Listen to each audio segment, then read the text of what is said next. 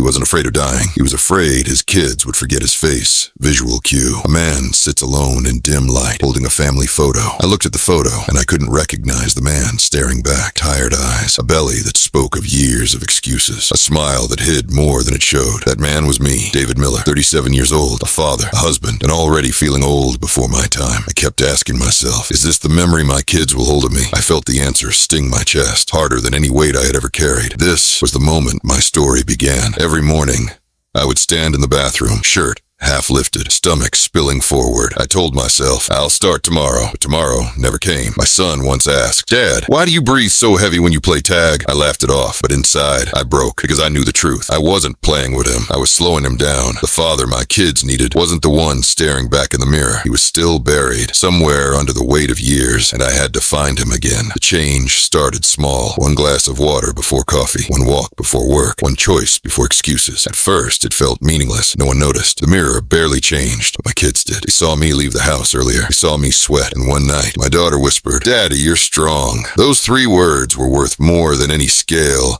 any number, any milestone, because for the first time, I wasn't chasing weight loss. I was chasing moments. I was chasing time. The first 3 months were brutal. Legs sore, back stiff, breath heavy. I thought about quitting every single day, but I also thought about my kids, laughing in the yard, waiting for me to join. So I pushed. I ran when I wanted to walk. I lifted when I wanted to sit. I refused to surrender to comfort, and slowly, the pain turned to power. My body stopped fighting me and started fighting for me. Change didn't shout.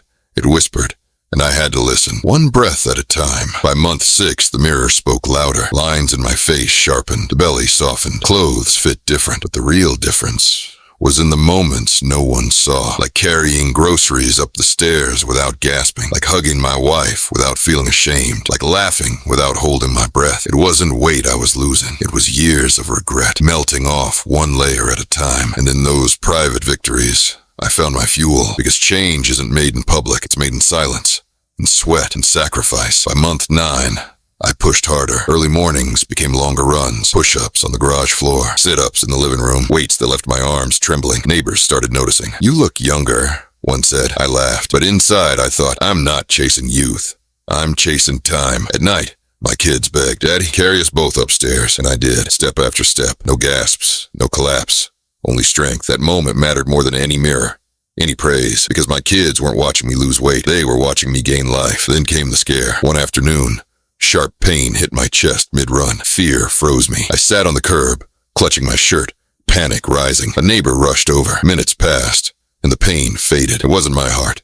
It was my muscles. They were growing, tearing, rebuilding. Relief washed over me like a flood. Fear gave way to resolve. I realized I wasn't fragile anymore. My body was learning, adapting, remembering what it was built for. The body remembers effort, not excuses, and mine was learning to fight again. A year passed. My belly was gone. My shoulders squared. My face sharpened. One night, my wife looked at me and whispered, You kept your promise. I tucked my kids into bed. My daughter looked up, eyes wide, and asked, Daddy, will you always be here? For the first time, I answered with certainty, I'll do everything I can. Those words weren't empty. They were built on sweat, struggle, sacrifice. Every step I ran, every choice I made, every excuse I killed. 12 months had built more than muscle. They had built trust. 2 years later, my story was simple. I wasn't chasing abs. I wasn't chasing vanity. I was chasing faces in a photo album. I was chasing bedtime stories, graduations, family trips. The fear of dying young had vanished. What remained was a greater fear. The fear of not being remembered. And that fear became my strength. Because to my kids,